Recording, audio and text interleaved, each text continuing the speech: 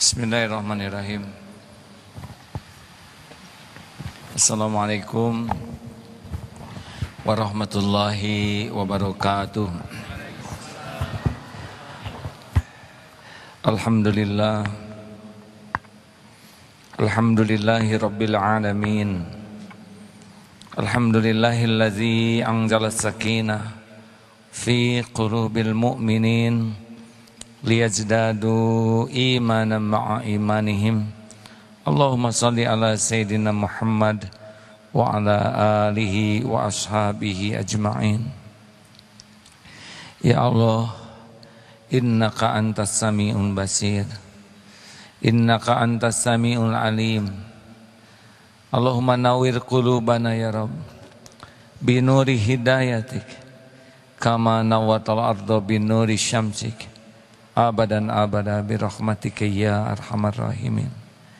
Duha yang maha menatap, jadikan pertemuan ini jadi cahaya bagi hati yang gulita, menjadi pelembut bagi hati yang keras membatu, menjadi pelapang hati yang sempit. Engkau yang menggenggam hati kami ya Allah.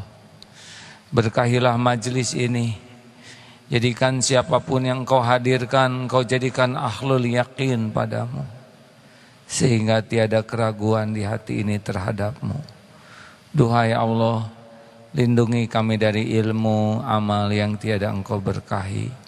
Amin ya Allah, ya Rabbal Alamin.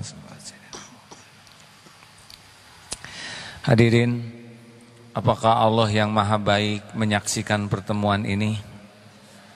Tolong dijawab. Yakin? Adakah yang luput dari pengawasan Allah? Adakah yang lepas dari pengetahuan Allah? Apakah Allah tahu semua yang terjadi? Alhamdulillah. Apakah Allah yang maha agung mendengarkan setiap yang terucap? Yakin? Tidak perlu ucapan kita membuat orang lain terpesona. Yang perlu ucapan kita disukai Allah.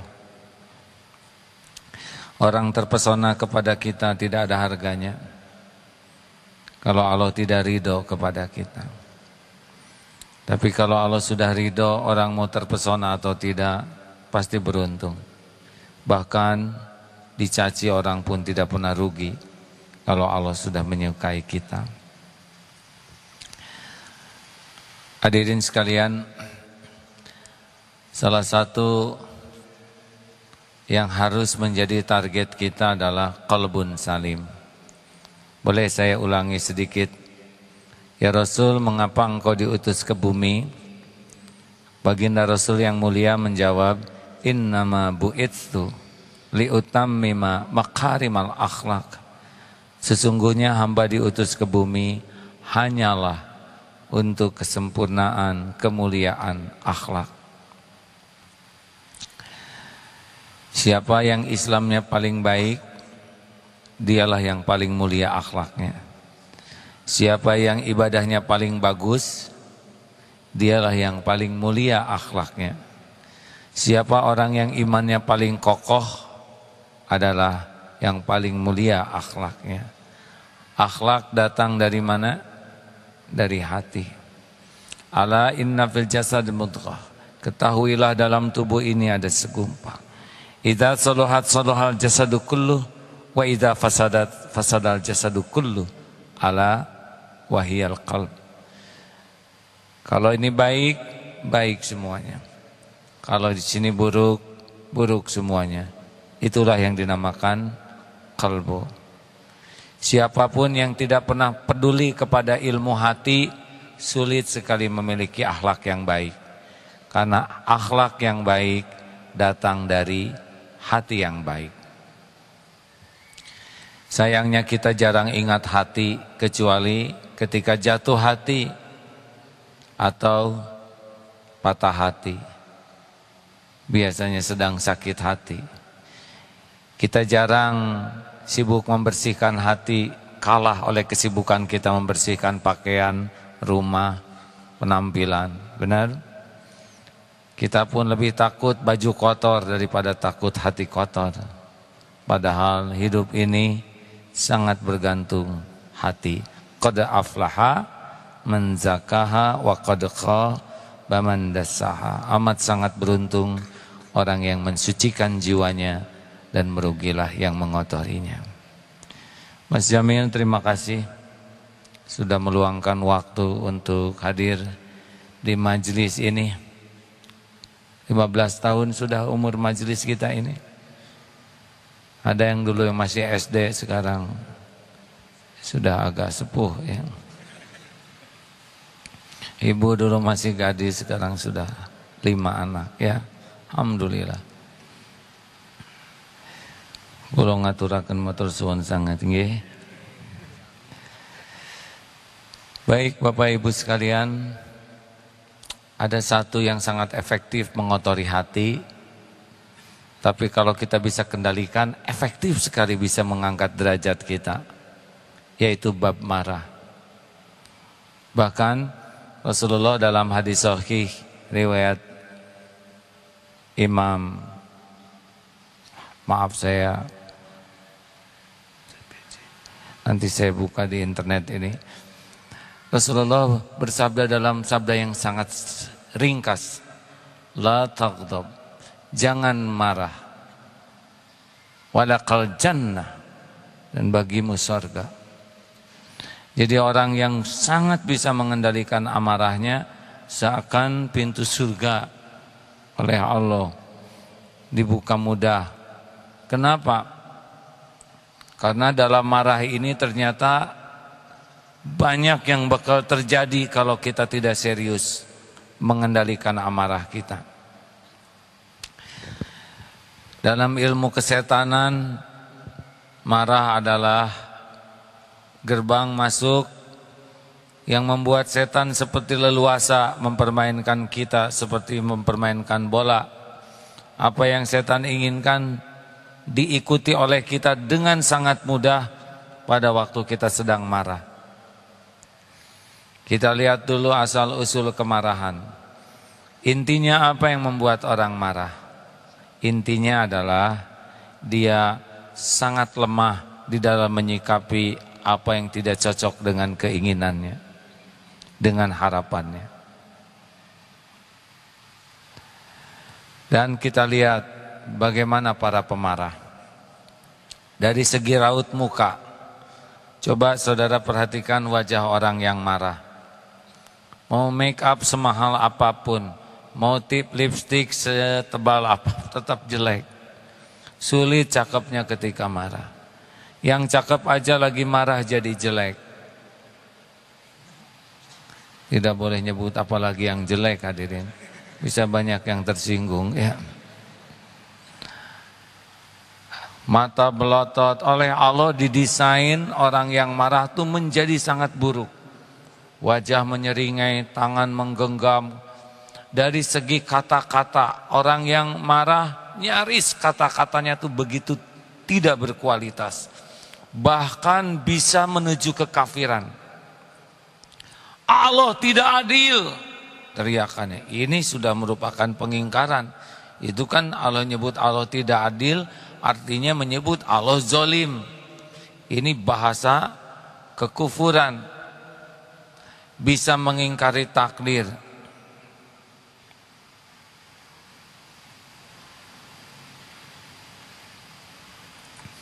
Yang belakang tidak terlihat. Sudahlah, tidak begitu penting motret saya ya. Dah. Saya kurang biasa dipotret sedang ceramah ya. Makasih, ngaji aja. Hukum mendengar ilmu wajib, hukum motret kurang jelas, gak apa-apa. Maaf ya, jangan marah. Kan niatnya mau motret sekarang, sementara ditunda sementara ya.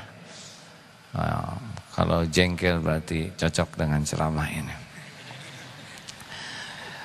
Lihatlah bagaimana kata-kata orang marah. Padahal derajat seseorang sangat ditentukan oleh lisannya.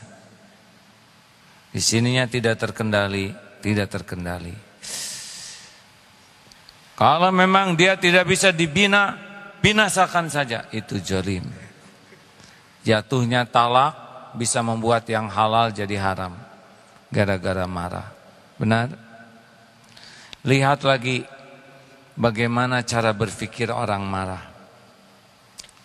Makin memuncak kemarahan, semakin turun akal sehatnya. Ingat baik-baik ya, berbanding terbalik. Makin marah, makin tidak sehat. Akal sehatnya makin hilang. Cenderung zolim. Karena marah itu adalah nafsu, keluarnya marah, ujungnya zolim. Banyak orang yang menyesal ketika sudah hilang kemarahannya. Betapa perbuatan ketika sedang marah itu di luar akal sehat. Yang paling sederhana, lihat suami istri bertengkar. Segitu dekatnya teriak dua-duanya. Berarti selain akal sehat berkurang, pendengaran juga berkurang. Gerakan juga. Handphone yang belum lunas dibanting. Pintu ditendang, sudah pasti keras itu. Segala tindakan fisik orang-orang yang marah sangat tidak bagus. Dari segi pahala hancur, karena orang marah paling suka menyebut jasanya. Dari segi hubungan dengan orang lain rusak. Tidak ada orang yang senang dirinya dimarahi. Betul? Prinsip dasarnya orang marah tuh kan yang dicari kepuasan. Sedang nafsu tuh enggak pernah berhenti. Kayak minum air laut, makin haus, makin minum makin haus. Makanya orang kalau sudah marah, eskalasinya bisa terus makin jahat, makin keji. Oleh karena itulah, kalau mau saya tanya pasti jawabannya tidak ada yang mau kepada orang pemarah. Tes. Ibu, jangan bikin saya marah, Bu. Ibu sudah saya panggil. Ma, apakah mau punya suami pemarah? Yang jelas, kalau mau, kalau tidak, tidak. Mau? Yang keras? Tuh Pak, dengar. Tidak ada ibu-ibu yang mau punya suami pemarah. Betul Bu? Apalagi suami. Tidak ada yang mau punya istri pemarah ya. Udah capek jadi lelaki tuh. Wanita tuh diciptakan keindahannya tuh pada kelembutan. Kulit wanita lebih lembut dari kulit lelaki, betul? Kemudian suara wanita juga lebih lembut daripada suara lelaki. Agak berat kalau bapak punya istri. Apa kabar Pak? Tuh kan. Fabima rahmati minallah lintalahum. Walau kunta fadhan ghalizal qalb lan faddu min haulik. Al-ayah. Hanya dengan rahmat Allah kamu bersikap lemah lembut. Sekiranya kamu berhati keras dan bersikap kasar, lan faddu min haulik, niscaya orang akan menjauh dari sisimu. Jikalau suami kasar, pemarah, pasti ibu ngarap-ngarap suami lembur seumur hidup. Benar? Pak, nggak usah pulang lah, lembur aja, yang datang mah gajinya. Istri pemarah, suami juga nggak pengen pulang. Benar Pak? Siapa tuh yang ngangguk? Betul? Kita tidak mau punya anak pemarah, dan anak pun tidak mau punya orang tua pemarah. Dan yang paling berbahaya adalah kalau punya pemimpin pemarah. Seorang pemarah itu dia nyaris tidak akan bisa menyelesaikan masalah, karena dalam menyelesaikan masalah dia pun sudah membuat masalah baru, yaitu menyakiti orang lain. Hadirin, jangan anggap remeh nih melukai hati orang. Orang pemimpin yang baik adalah yang bisa memotivasi. Pemimpin pemarah tidak bisa memotivasi, yang ada adalah memanipulasi namanya. Badannya bisa nurut karena takut, tapi hatinya berontak, tinggal tunggu waktu. Seorang pemimpin pemarah, dia tidak akan pernah bisa memimpin dengan baik, karena memimpin dirinya sendiri pun dia tidak sanggup. memimpin lisannya, memimpin hatinya, itu tidak sanggup. Makanya maaf. Jangan pernah jadi diri pemarah. Dan kalau ada pilkada, pemilu dan sebagainya, juga carilah kalau bisa yang tidak pemarah. Karena kalau pemarah, dia nyaris akan merusak karena nafsunya tidak terkendali. Dan ingat, orang yang pemarah bukan orang yang hebat. Pemarah adalah orang yang lemah. Karena orang yang kuat, alladzi yamliku nafsahu 'indal ghadab. Orang yang kuat adalah orang yang bisa mengendalikan amarahnya. Orang yang pemarah, orang yang lemah, yang dia ditipu, diperdaya oleh nafsunya sendiri. Setuju? Halo? Saudara lagi mikir apa? Saya tidak niat menyinggung saudara-saudara. Ada beberapa suami yang hadir. Alhamdulillah ya Allah, ceramah ini tepat sekali untuk istri saya. Pada saat yang sama istrinya juga berkata, Allahu Akbar. Inilah pertolongan Allah untuk suami saya. Besar kemungkinan dua-duanya tidak ada yang robah. Karena orang robah adalah orang yang berani melihat dirinya. Merubah orang lain itu bukan dengan memikirkan kesalahan orang lain terus menerus. Orang bisa merubah orang lain kalau dia gigih merubah dirinya sendiri. Siap nih, kita lanjutkan riadoh mengatasi marah.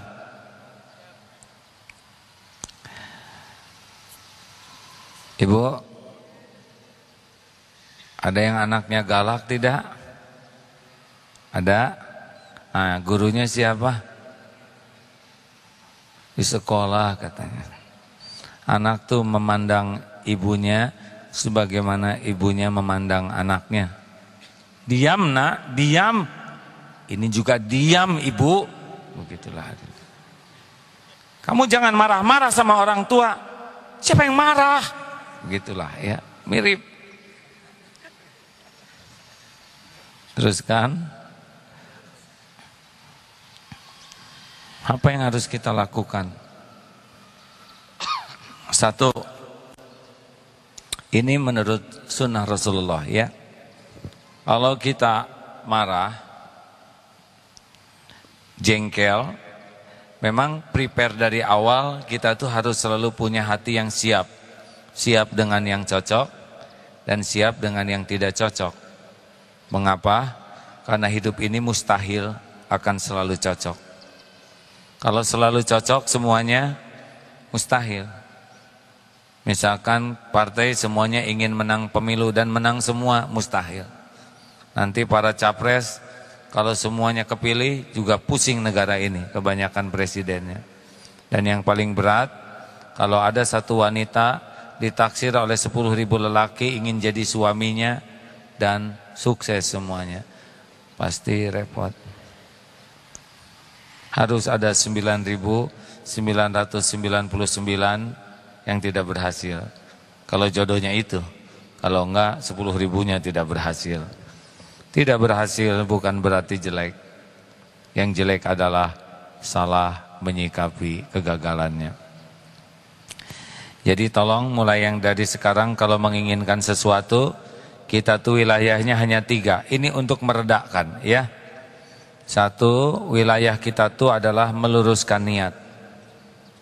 Jadi kalau ingin sesuatu, niat saya benar tidak nih? Yang kedua, sempurnanya ikhtiar. Ini wilayah kita. Dan yang ketiga, pasrahkan kepada Allah dengan tawakal. Mau berangkat umroh, niatnya lurus. Ikhtiar, daftar, bayar, vaksin sebaik mungkin. Yang ketiga, pasrahkan ke Allah. Ini prepare awalnya. Ting tong, kepada para penumpang diberitahukan penerbangan menuju Mekah, Jeddah ditunda selama-lamanya. Selama 3 jam. Sudah. Wah, masa? Itu nggak pasrah tuh. Mau apa lagi? Kalau belum waktunya berangkat pasti nggak berangkat. Mencari calon istri cuma 3. Maksudnya bukan jumlahnya. 1, saya ingat, saya KB ya, 2 saja cukup. 1, niat ingin berumah tangga. Ikhtiar cari yang bagus, solehah atau soleh. Dan yang ketiga, pasrahkan ke Allah. Walaupun sudah undangan disebar, belum tentu jodoh. Apa cirinya? Belum ijab kabulnya. Baru jadi jodoh kalau sudah ijab kabul. Menjelang nikah ternyata batal nikah. Kalau sudah tawakal ke Allah, nanti Allah menguatkan hati kita untuk nerima takdir ini. Ya Allah. Nah paling gitu-gitu aja. Saya terima ya Rob. Kemarin dia sudah janji mau menikah, sekarang benar dia menikah, tapi dengan teman saya ya Allah. Jodoh mah nggak akan ketukar, jodoh mah nggak akan meleset. Kalau sudah tawakal tidak marah. Orang marah pasti dia tidak menyerahkan urusan ke Allah dari awal. Benar? Benar? Orang punya keinginan, kalau tidak lurus niatnya, kalau tidak sempurna ikhtiar dan tidak pasrah ke Allah, bakal mudah untuk marah. Kalau sudah pakai tawakal, tidak penting keinginan kita tercapai. Yang penting kita dapat apa yang terbaik menurut Allah, bukan yang kita inginkan. Setuju? Keinginan kita tuh hanya mengantarkan kita jadi dekat dengan Allah. Apapun yang Allah berikan, itulah yang kita sukai. Kita jangan fokus kepada apa yang kita sukai, fokuslah kepada yang Allah perintahkan dari yang kita inginkan. Tapi yang terjadi terserah Allah saja. Enak tidak begini hadirin? Hah? Enak tidak? Ini awalnya nih supaya tidak gampang marah. Anak sing lurus ngedidik anak, tiba-tiba anak tidak cocok dengan keinginan kita, rewel atau nilainya jelek atau UN gak lulus, gak usah pakai marah. Ya Allah, pasti perbuatanmu ini yang terbaik. Anak tidak lulus, pasti ada hikmah di balik semua ini. Peringatan, boleh jadi selama ini saya belum jadi orang tua yang memperhatikan anak dengan sungguh-sungguh.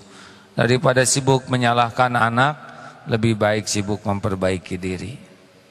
Karena tidak ada keburukan yang menimpa kecuali buah dari dosa kita sendiri. Masih ingat teori ular? Di situ ular berbisa, di sini kue kesukaan. Mana informasi terpenting bagi kita? Tentang ular, tentang kue? Jawab. Yang kue saya ngerti lah saudara lapar. Ini beda lagi urusannya. Bapak kue sendirian aja. Ular atau kue? Kenapa ular? Karena itu yang membahayakan kita. Betul? Kalau kita perlu informasi, informasi mana yang terpenting? Tentang yang kita sukai, tentang yang membahayakan kita? Di sini sudah susah jawabnya. Kita pengen yang kita sukai, tapi akal sehat kita lebih penting informasi yang akan mencelakakan kita. Siapa yang paling mencelakakan diri kita? Keburukan orang lain atau keburukan kita sendiri? Jawab. Bu, yang bikin ibu sengsara teh kejelekan siapa? Kejelekan suami ibu atau kejelekan ibu sendiri? Kejelekan suami sendiri katanya. Kita menderita itu buah dari keburukan kita. Jadi kalau ada kejadian yang enggak cocok dan enggak enak, sesudah kita siap, pas terjadi kita harus mulai mikir, wa ma asabaka min sayiatin fa min nafsik. Ini awalnya, lagi di pinggir jalan, tiba-tiba motor lewat, kena lubang, kena wajah, kena baju, dan pas lagi menguap. Nah, kita udah hati-hati, udah sungguh-sungguh, tapi nggak lihat karena ini gelap. Langsung, ya Allah, Engkau maha tahu baju ini sudah lama nggak saya lunasin. Saya ngaku ini baju teman saya nggak saya pulangin. Ini juga ya Allah, kenapa ketelan baru aja saya ngomong jorok, astagfirullah. Nggak akan marah tuh sama yang naik motor, karena dia punya persepsi keburukan yang menimpa diundang oleh dosa kita sendiri. Apa nih dosanya? Jelas? Coba bu jendela tiba-tiba nutup, kena wajah, mau marah sama siapa? Ini ada sahabat saya suatu saat dengan istri dan anaknya jajan di sebuah restoran. Pelayannya menarik, ngeliatin aja. Hati mah tahu ini dosa. Datang azan maghrib, mau ke musola, nabrak pintu, ada pintu kaca dan ada tulisan awas kaca. Dia tidak lihat, sampai benyut kunang-kunang. Tapi dia sudah punya prosedur di hatinya. Ini dosa saya tadi ya Allah. Enggak marah, ada marah ke kaca juga enggak ngerti. Astagfirullah ya Allah. Orang pada ngetawain, Mas enggak lihat pintunya? Lihat. Kalau lihat mah enggak saya tubruk dalam hati. Ibu-ibu masih ingat teori kucing? Kucing datang tiba-tiba pipis di tengah, di mukena ibu. Mau marah sama siapa? Sama DKM? Sama kucing? Nggak ngerti. Kucing kurang ajar. Dari segini banyaknya, kenapa kamu ngencingin saya? Tahu jawaban kucing? Mikir men. Saya tuh jauh tahu dari Monas ke sini. Ninggalin anak cucu. Spesial buat ngencingin ibu. Enggak gampang menjalankan tugas ini bu. Jamaah segini banyaknya, saya enggak boleh salah kencing ya. Udah saya tahan seharian. Harusnya berterima kasih sama kucing itu ya. Kenapa? Enggak mungkin kucing kebetulan ngencingin ibu. Enggak mungkin. Ma khalaqta hadza batila, enggak ada yang kebetulan. Itu diatur oleh Allah. Kucing itu kerjanya bertasbih. Yusabbihu lahu ma fis samawati wa ma fil ard. Jalan. Pasti tepat ketemu dengan yang akan dikencingin. Dua lagi kucingnya. Satu dari belakang kumpul, satu di kiri. Presisi hadirin. Kalau kita tahu, ya Allah, Maha suci Engkau, cing, Masya Allah, Engkau tahu ya Allah ini mau kena masjid, 4 bulan saya pinjam nggak saya pulangin, astagfirullahaladzim, itu nggak akan marah, jelas? Ini kalau prepare-nya tauhid, kita siap dengan yang kita inginkan, terjadi atau tidak, tugas kita lurus niat, sempurnakan ikhtiar, pasrahkan ke Allah, dan kalau sudah terjadi segera ridho dan evaluasi. Pasti ini ada maksud Allah. Kalau ini keburukan, misalkan anak jam 3 nangis, pasti nih Allah menginginkan kita tahajud ya. Anak di plester misalkan, kucing berantem di atap dan bolong lagi bret nih, mau udahlah didramatisir.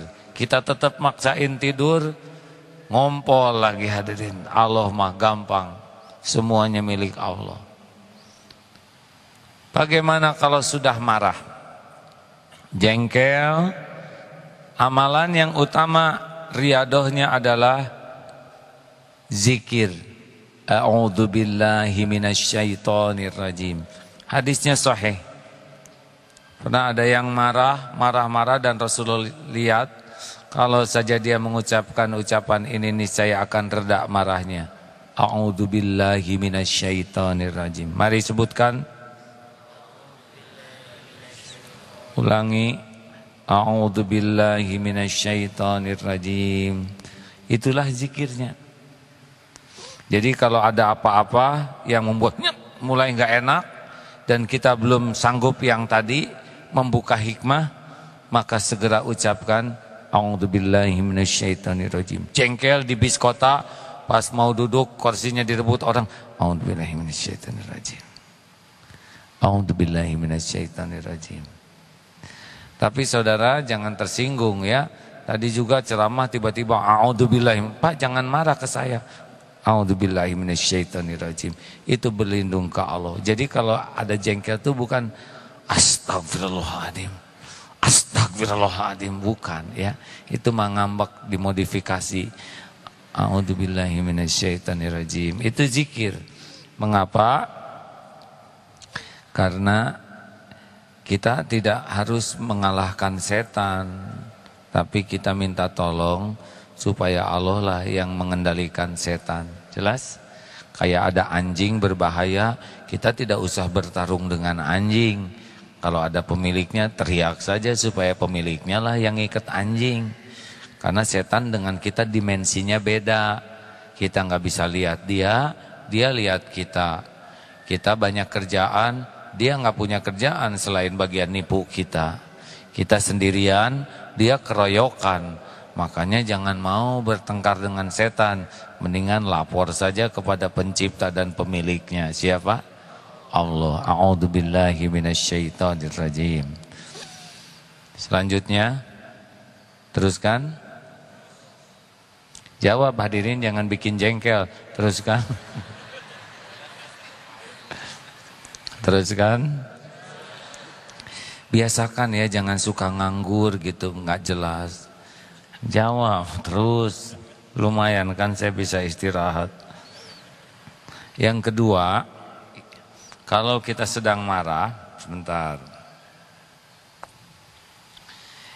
Teknik yang kedua adalah diam, karena Rasulullah pun pernah bersabda,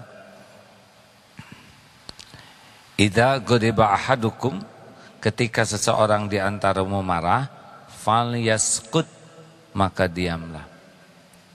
Jadi ketika a'udzubillahi minasyaitonirrajim, tahan. Karena pasti pengen bunyi. Nah, ketika kita bunyi, itu seperti keran dibuka atau seperti bola salju yang menggelinding. Pasti makin besar. Sini. Kamu harus tahu. Kamu dengar enggak sih omongan ini? Oh. Dengar, Pak. Apa kamu melotot? Nantang ya? Semuanya salah. Ya seperti ibu-ibu yang diceritakan itu. Gimana mas? Dia dengan saya cantikan mana? Udahlah bu. Ya ibu dong yang cantik. Bohong. Ya udah kalau gitu dia yang cantik. Dasar suami jahat. Begitulah. Jadi pusing jawabnya. Makanya diam. Wanita mah harus banyak dimengerti Pak. Pakai baju yang mana ya mas ya? Yang merah atau yang biru? Yang merah bagus bu. Tapi kan yang merah juga, yang biru bagus juga Pak. Itu juga bagus. Pakai aja yang hijau. Begitulah hadirin. Jangan jengkel ya. Lelaki, jangan suka jengkel kalau istri aneh-aneh seperti ini biasanya ya. Ya bu. Halo. Diem. Dan kalau ada orang marah juga jangan diladenin. Karena orang marah tuh sangat tidak siap menerima apapun omongan kita. Kita menjawab dianggap nantang. Nah diem aja. Yang bagus tuh ngadepin orang marah tuh kayak gini nih.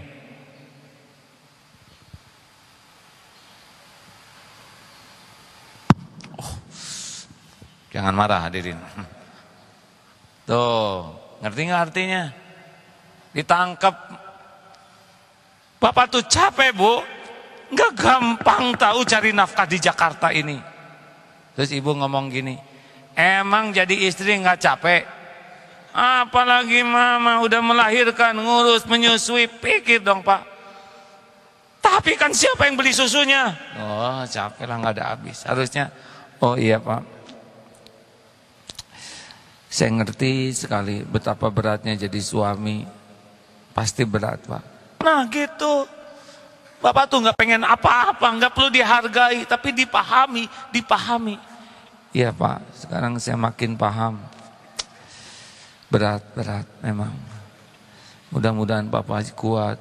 Nah gitu sayang. Ini tuh lumayan nih, Papa dapat 2 gepok. Coba amalkan Bu. Kalau nanti memang keluar gepokan itu ya, separuh siniin ya. Sedekahin separuh.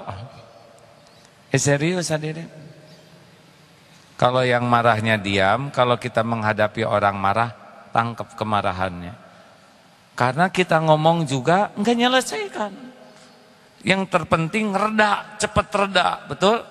Nah cepat reda itu diterima. Terima aja, walaupun tidak berarti membenarkan, tapi redakan aja. Awas sekali lagi jangan diamalkan yang ini ya. Yang ilmu telepon saya batalkan ceramah yang dulu. Dulu kan gimana kalau ada orang marah pakai telepon, dijauhkan teleponnya. Kira-kira 10 menit, maaf, putus-putus, tolong diulangi lagi. Itu fatal kalau dia atasan kita ya. Iya Pak, saya mengerti. Iya Bu, iya. Tuh saya yang harusnya lebih empati. Maaf. Reda enak. 3. Tadi faliyaskut, diam ya. Yang ketiga adalah posisinya diturunkan. Jadi Rasulullah menganjurkan. Ini dari Abu Dzar Al-Ghifari, hadisnya juga sahih. Jadi suatu saat Abu Dzar Al-Ghifari itu ada yang nakal, teman-temannya tuh sepakat mau nyabut rambut beliau. Ketika diambil, digetok, Abu Dzar tiba-tiba duduk. Udah duduk berbaring. Kenapa begini Abu Dzar? Karena beliau mendengar dari Rasulullah, kalau kita sedang marah, duduklah. Duduk akan meredakan. Kalau duduk masih marah, berbaringlah. Nah Abu Dzar berbaring waktu itu. Tentu ini proporsional hadirin ya. Jangan di dapur, "Ma lagi apa?" Kalau si bibi nggak nurut gitu. Tapi boleh juga diamalkan. Atau lagi rapat, kemana direktur kita? Di kolong. Kenapa Pak Direktur? Jengkelin rapat ini. Ada ulama yang berpendapat kalau kita berdiri, itu kemungkinan kita berbuat zolimnya kan begitu. Beda sedang duduk, jangkauan perbuatan zolimnya jadi terbatas. Beda lagi sambil berbaring ya nggak? Agak susah kenanya, benar? Lempar juga balik lagi ke dia. Oleh karena itu cobalah atur posisi, jangan ada di tempat yang memancing kita marah. Ibu jengkel sama siapa, anak, jangan ngomong, "A'udzubillahi minasyaitonir rajim." Tahan, falyaskut, diam. Kemudian ibu duduk atau berbaring di kamar ya. A'udzubillahi minasyaitonir rajim. A'udzubillahi minasyaitonir rajim. Jangan sampai kita mengeluarkan kata-kata yang bisa jadi doa. Ibu tidak mau lagi lihat kamu keluar, dasar anak setan. Kata anak, itu kan ibu kita. Yang keberapa? Yang keempat, karena amarah itu dari setan, setan itu dari api, maka Rasulullah menganjurkan berwudu atau mandi. Muawiyah sedang pidato, "Hei Amirul Mukminin, 2 bulan gaji kami belum dibayar, bayar." Marah, tapi beliau tidak ngomong. Langsung tunggu, semua tunggu. Langsung pergi. Beberapa waktu kemudian datang lagi. Apa yang dilakukan? Mandi. Jadi kalau mau marah ada baiknya di dekat kamar mandi ya. Hadirin, sampai sebegitunya para sahabat serius tidak mau marah. Ini serius hadirin. Kita bisa kehilangan banyak hal. Kehilangan martabat, kehormatan, pahala, saudara, kekerabatan, sahabat. Kita bisa kehilangan pekerjaan, kehilangan kemuliaan gara-gara satu perkara, tidak bisa mengendalikan marah.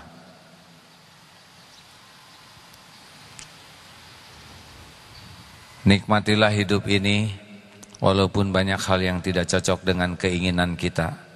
Karena tidak penting yang kita inginkan semuanya terjadi.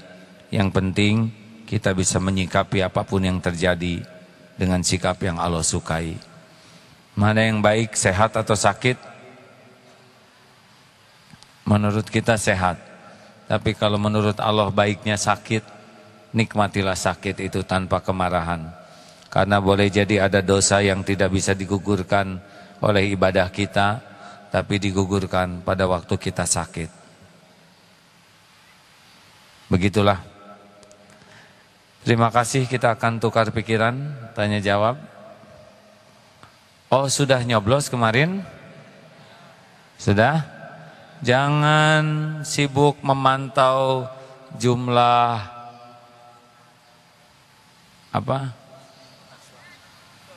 quick count, gak usah dipikirin dalam-dalam, karena dipikirin oleh kita juga tidak merubah apa-apa ya, selain merubah tensi kita. Dan kita harus ingat, jaminan untuk kita tidak datang dari partai, tidak datang dari siapapun yang menang atau kalah. Jaminan untuk kita hanya datang dari siapa? Allah. Mau seperti apapun, kalau kita dekat dengan Allah, kita tawakal ke Allah, kita patuh ke Allah, kita akan terjamin. Jadi jangan sampai menuhankan pemilu ya. Pemilu hanya sebuah episode biasa saja, yang kalau kita milih pilihannya benar, mudah-mudahan jadi amal. Tapi kalau yang tidak benar, tobat. Kapan pilpres?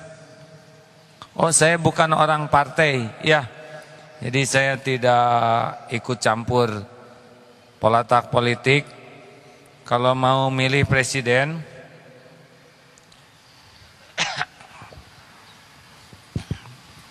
lihat dulu wakilnya siapa. Kenapa lihat wakilnya? Karena kita tidak tahu presidennya panjang umur atau tidak. Benar? Pas selesai dilantik, ternyata datang juga malaikat maut. Pak Presiden, nanti jam 2 ya. Bisa lari? Kebisa. Fa idza jaa ajaluhum la yastakhiruna sa'a wa la yastaqdimun. Nanti yang naik jadi wakil presidennya. Beruntung kalau wakil presidennya orang yang beriman, yang adil, amanah. Lah gimana kalau wakilnya yang tidak kenal ke Allah? Apalagi tidak suka kepada umat Islam, cilaka kita ya syariatnya.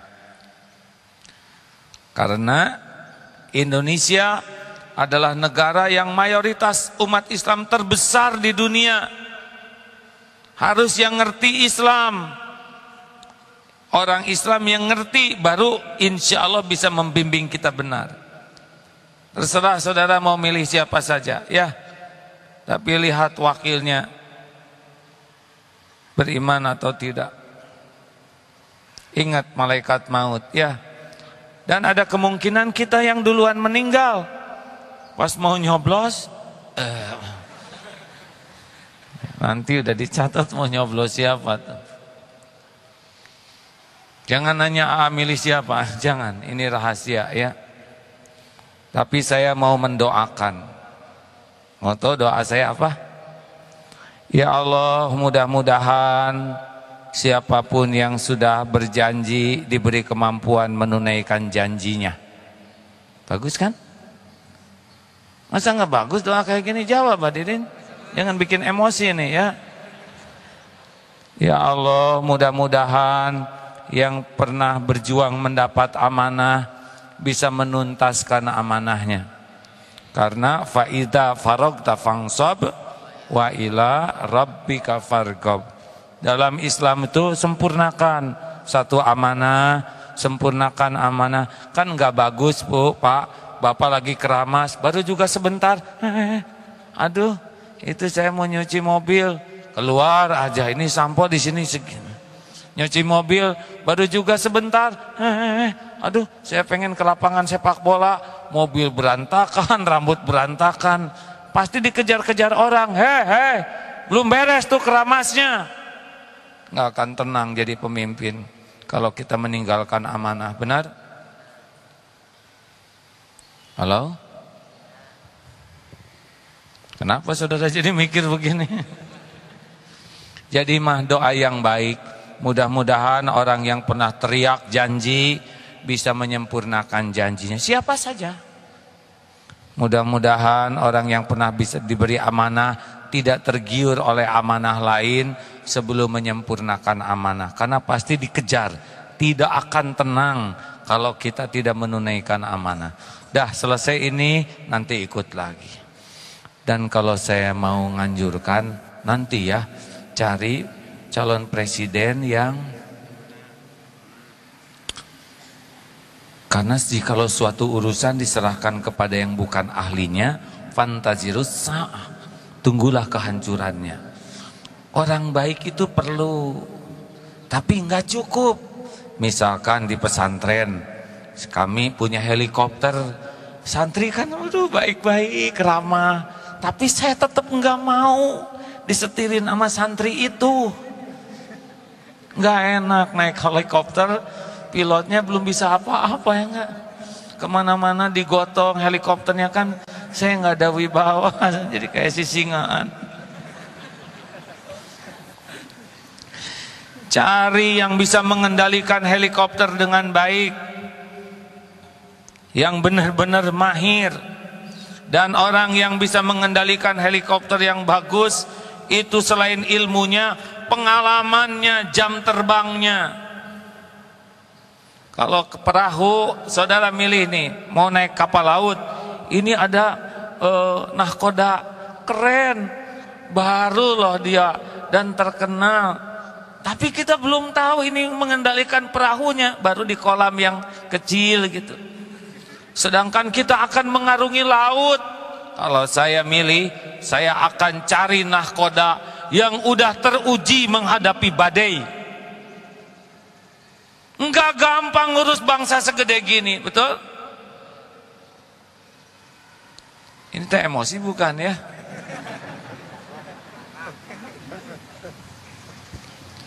Hadirin, nanti istiqoroh ya. Kalaupun pengetahuan Islamnya masih kurang, paling tidak dia berkemampuan untuk adil. Adil itu menempatkan sesuatu pada tempatnya. Jangan memilih orang yang punya karakter lemah, yang untuk mandiri pun tidak berani, pasti nanti disetir orang, kita rugi. Baik itu penting, tapi karakter baik harus dilengkapi dengan karakter kuat. Tidak cukup hanya baik, tapi juga harus kuat seperti Rasulullah SAW. Mudah-mudahan jadi bahan renungan. Ada pertanyaan, silakan. Assalamualaikum. Assalamualaikum, A. Tenang ya. Harus jelas siapa yang nanyanya. Waalaikumsalam, A. Oh ya. Silakan. Waalaikumsalam warahmatullahi wabarakatuh. Tema kita kan hari ini tentang marah, A. Alhamdulillah di rumah istri dan anak-anak serta orang yang di rumah, karyawan, sering ngecap bahwa kalau saya sedikit tegas dianggapnya marah. Setelah belajar dengan guru AA, alhamdulillah dengar pengajian kanan kiri, memang kita tidak boleh marah, yang benar adalah tegas. Saya coba praktekkan ke keluarga dan ke karyawan untuk tegas, A. Tapi jawaban dari karyawan kadang-kadang seolah-olah, wah ini lagi marah nih. Padahal karena intonasinya antara tegas kan hampir seperti marah, A. Agak sedikit keras. Oh gitu. Seperti itu Atau katanya. marah dikemas dalam bahasa tegas? Insya Allah enggak. Enggak ya. Baik. Insya Allah. Saya bantu jelaskan ya. Rasulullah itu tidak pemarah, tapi tegas dan santun. Jadi ada pasangannya. Kalau marah, sumbernya nafsu. Keluarnya marah, ujungnya adalah zolim. Karena orang marah, yang penting puas dirinya. Tapi kalau tegas, dari sini asalnya takut ke Allah, takwa. Keluarnya tegas, ujungnya adil. Jadi nggak ada masalah intonasi sebetulnya. Intonasi itu bisa keluar dari marah. Contoh, ingat ibu tentang piring pecah? Preng, piring pecah. Bibi, apalagi itu Bi? Nah itu, ini tegas ibu, dan bukan tegas, itu marah ya. Kamu mau menghancurkan keluarga ibu ya? Marah. Di mana mata kamu Bibi? Nah, kata Bibi, ini ibu juga tahu monyong. Ya pasti monyong. Dasar orang kampung, kata si Bibi. Di kampung kan sebelahan rumah kita bu. Diam. Itu pasti marah. Karena marah tuh nggak jelas strukturnya. Kalau tegas gini, preng. Suara apa Bi? Maaf bu, piring pecah lagi. Gimana ceritanya? Saya barusan emosi jadi saya banting bu. Piring keberapa bu? Bi, piring terakhir. Maksud Bibi udah habis 10 losin. Pas bu hari ini. Bi duduk sini. Bibi ingat perjanjian kerja? Ingat bu. Gimana? Kalau piring, gelas, pisin habis 10 losin, berarti saya harus berhenti kerja. Udah 10 losin kan? Udah. Berarti Bibi hari ini hari terakhir kerja di tempat saya. Maaf ya Bi ya, ini sesuai kesepakatan. Ini sekedarnya uang supaya nanti belum dapat kerjaan bisa kepake. Bi makasih ya. Selama seminggu Bibi kerja di rumah saya, banyak sekali kesan yang mendalam. Mudah-mudahan Bibi punya tempat kerjaan lain yang lebih baik. Yang pesingnya, yang piringnya dari baja semuanya. Itu emosi tuh. Nadanya tuh gitu bang. Jadi ini tuh tegas tuh. Kalem aja. Maaf, saya juga kalau lagi ngurus santri misal, santri kita sepakati. Siapa yang ngobrol berdiri. Ada 1 2 ngobrol. Siapa yang ngobrol acungkan tangan. Yang ngacung, yang jujur, itu terhormat. Salah tapi mau ngaku, itu terhormat. Acungkan tangan. Berdiri? Ya berdiri. Sakit hati tidak? Tidak. Ya. Sikap yang bagus. Lanjutkan. Gak usah. Dasar kamu santri tidak nurut. Anak siapa? Terus datang tetangga, anak saya Pak, Pak RW. Maksudnya kamu anak soleh ya. Gitu bang, jadinya tidak usah pakai nada. Kalau orang masih menganggap marah, berarti benar ada marahnya. Karena kalau adil itu nggak akan melukai. Yang melukai itu marah. Satu lagi ya. Jadi hasil dari itu saya praktekkan ke situasi. Ternyata saya pun marahnya bukan marah. Jadi nggak sampaikan tegas, nggak marah. Akhirnya diem. Ada sesuatu yang salah. Seperti contohnya ngebangunin anak. Ini subuh nih udah waktunya, kamu malam sih pulangnya. Akhirnya siangnya saya diem ke anak. Anak ngadu ke orang tua. Wah, ini papa lagi marah nih. Lagi marah. Apa itu karena ciri marah itu udah di diri saya atau masih ada banyak kesalahan? Iya marah itu marah. Saya masih sepakat dengan anaknya itu. Jadi itu marah modifikasi. Jadi diam itu ya bukan untuk menyelesaikan masalahnya. Diam itu justru untuk menghindari bertambahnya masalah. Nah, nanti kalau udah tenang, ajak anak tuh ya. Harus bisa ngobrolnya dari hati ke hati dengan anak. Kayak ceritakan apa kesulitannya untuk bisa bangun ya. Apa yang bisa saya bantu, Bapak bantu. Bapak juga ngerti bahwa ini tidak mudah untuk remaja. Tapi mumpung Bapak masih ada, gitu. Emang perlu latihan. Dengar hadirin, ini ceramah seperti ini mudah-mudahan langsung jadi soleh. Tapi tipis harapan langsung ya. Karena ingat 3 tahapan perubahan. 1, tahu. Saya tahu nih nggak boleh marah-marah. Tahu itu tidak langsung jadi itu. Kayak tahu harus bisa naik sepeda, tidak langsung bisa. Harus naik ke tingkat kedua, paham. Nah ini lumayan nih hari ini, mudah-mudahan ada nambah paham-paham ya. Dibanding sebelumnya, saya nggak boleh marah-marah. Sekarang, oh ya, marah itu begitu merugikan. Oh ya, saya harus bisa. Oh ini caranya. Itu udah ningkat tuh. Tapi itu juga belum tentu bisa. Harus mau yang ketiga, yaitu mujahadah. Tulis, saya tidak mau jadi pemarah. Saya ingin seperti Rasulullah bisa mengendalikan amarah. Target, saya tidak mau jadi ibu pemarah. Saya tidak mau jadi ustadz pemarah. Gitu. Nanti saya bisa nginjek kepala sound system misalnya. Nah hadirin, itu takdir juga pelajaran dari Allah buat kita. Nggak ada satupun media yang keluar berita kecuali dengan izin Allah. Pelajaran ya. Daripada ngomongin orang, lebih baik kita mirip nggak kayak gitu. Gitu tuh. Mulai latihan. Saya tidak akan marah. Pagi-pagi saya tidak boleh marah. Kalau saya marah, saya harus seminimal mungkin dan harus segera minta maaf. Siapkan aja kayu, papan kayu, nanti coba di rumah. Kamu ini gimana? Paku tancapin. Hitung berapa paku sehari. Nah, maafkan Bapak. Bapak tadi emosional, nggak pantas Bapak kayak gitu. Maafin ya, nak. Cabut. Bibi, maaf tadi waktu saya nyuruh, sebetulnya saya tuh hanya niat ngelempar bunganya, tapi potnya ke bawah, maaf.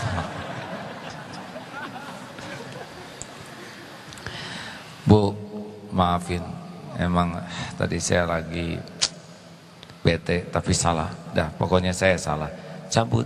Setiap minta maaf, cabut. Paku habis, tapi lubangnya tidak habis. Gimana ngobatin luka? Makanya jangan nancepin paku. Susah ngobatin luka. Antara memaafkan dan melupakan itu couplingnya beda. Memaafkan perkara pikiran, tetapi melupakan ini perkara perasaan. Ya, ada pertanyaan? Silakan. Ibu dulu. Memang adilnya selang-seling. Ini lelaki, tunggu dulu Mas ya. Nah, Adek marah tidak? Marah tidak? Marah tidak? Tidak. Ya, bagus soleh. Tidak. Ya, Assalamualaikum, A. Assalamualaikum warahmatullahi wabarakatuh. Kalau sekarang kan kita mau menyampaikan informasi sesuatu tuh atau pesan tuh nggak cuma langsung, tapi kita sampaikan lewat BBM atau WhatsApp. Nah, terkadang pesan yang kita sampaikan itu disangka, maksudnya ya nggak marah, tapi disangkanya marah atau kurang, redaksinya kurang bagus atau tanda bacanya kelebihan atau tanda bacanya kurang, disangkanya marah. Kayak gitu gimana ya mengatasinya? Ya atasi sendirilah. Si Mbak yang nulis BBM saya harus ngatasi. Gini ya, saya beritahukan, ini sering kejadian salah persepsi. Apalagi salah ketik, apalagi yang tidak pakai ketikan itu. Iya, touchscreen. Oh ya, yang touchscreen itu kan suka seenak dia keluar hurufnya. Ya. Dia juga baca apa maksudnya. Dengar ya, kalau menulis sesuatu termasuk status, sebelum di save, dikirim, baca lagi, berulang-ulang bacanya, sampai pakai rasa baca tuh. Oh ini ada sombongnya nih, yang membaca semua ini blow on. Gimana para pembaca, pasti sakit hati. Dah lah. Makanya hati-hati itu ya, nulis status itu semua juga akan jadi baik dan jadi buruk. Kalau bicara nggak apa-apa dipanjangin dikit tapi jelas dan pakai rasa ya. Harus aktif hati ini.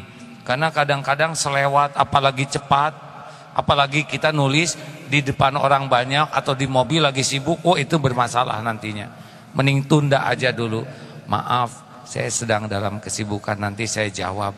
Daripada kita nulis, wah ternyata ada orang misalkan tuh yang di film Mr. Bean itu kan, dia nelpon, ini ada yang nelpon, dia udah di pinggir tuh mau bunuh diri. Jadi bagaimana? Kalau engkau tidak setuju, tinggal matikan. Ternyata kan salah sambung dimatikan. Oh berarti dia tidak setuju. Jadi bunuh diri gara-gara salah sambung, hadirin. Hati-hati deh. Lebih baik tunda sebentar, maaf, nanti saya jawab gitu. Ya, terima kasih ya. Ya, ini serius hadirin, tentang SMS dan BBM itu bisa menimbulkan masalah. Jangan takut pulsa. Daripada dipendek-pendek hurufnya ya, karena ngajak 160 karakter. Ya, Ya. Ada. Makasih. Berarti bulan depan bisa 2 kali lipat nih penuhnya ya. Perkara ikut atau tidak itu yang kedua. Perkara niat baik, ngajak orang berbuat baik itu perkara amal utama ya. Jangan sungkan. Mungkin bulan depan saya udah meninggal, gak apa-apa, ajak siapa tahu nanti yang memberi materi bisa lebih manfaat ya. Barokah, banyak yang hadir, banyak malaikat, Masya Allah. Dah cukup? Ini rada maksa gini. Aduh Bapak, saya kalau lihat orang tua tuh jadi gak berani melarangnya. Ada apa sih Pak? Ya.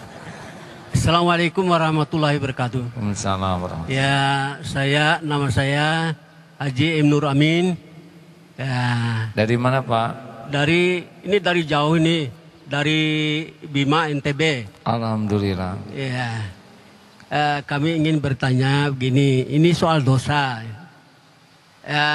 Ada marah ibu, ada marah bapak kepada anaknya, ada marah guru kepada muridnya, gitu. Tapi marah ini mereka memakai tangan, memakai kayu, gitu, sehingga dipukul. Walaupun begitu, marah itu adalah nasihat bagi yang marah. Tapi bagi yang menerima marah, kena pukulan, sakit. Ya, bagaimana itu dosanya, atau bapak ibu atau guru itu dosa atau bagaimana gitu? Demikian pertanyaan kami. Assalamualaikum warahmatullahi wabarakatuh. Assalamualaikum warahmatullahi wabarakatuh. Kalau saya marah, saya miring, nggak pakai tindakan fisik Pak. Takut saya tidak bisa mengontrol diri saya. Kalaupun mau pakai omongan, saya sedikit mungkin. Gitu Pak. Pernah ada guru saya, santri, beliau lagi nyangkul di sawah. Terus santri ada satu pakai baju baru, di kepala ini tanah ini. Plok kena bajunya. Nangis santri itu. Kenapa nangis? Ya Allah, Engkau tahu seharian ini saya ujub sekali dengan baju ini. Saya sombong ke sana sini punya baju baru. Nah, itu gurunya tuh punya kekuatan tauhid yang bagus. Dilempar pakai lumpur. Enggak marah Pak. Mungkin gurunya ini hatinya baik sekali ya. Sehingga walaupun begitu jadi nasihat.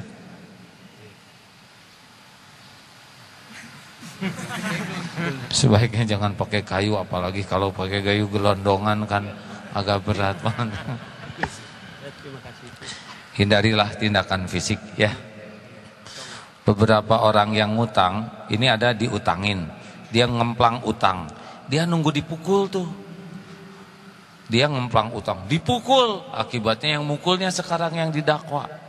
Udah uangnya hilang, sekarang yang masuk penjara gara-gara mukul. Nggak bagus pakai amarah seperti itu ya. Gitulah ya Pak ya, maaf. Pengumuman. Kita sebentar lagi duhur, jadi pengumuman dulu. Kapan kita pengajian lagi? 11 Mei kalau ada umur. Saya hari Rabu berangkat umroh, Doakan mudah-mudahan bisa kembali dengan membawa keberkahan, sehingga nanti pulang kita bisa dapat ilmu yang lebih berkah lagi insya Allah. Lalu ibu bapak sekalian, PR-nya mau dikasih PR, mari kita puasa bicara dari yang tidak manfaat. Tahan sekuat tenaga semuanya jamaah ini ya, kecuali kita yakin perkataan ini perlu dan perkataan ini manfaat. Kalau enggak, tahan. 2 PR kita ya, jaga marah dan jangan banyak bicara. Ganti dengan zikir aja, ganti dengan murojaah Quran.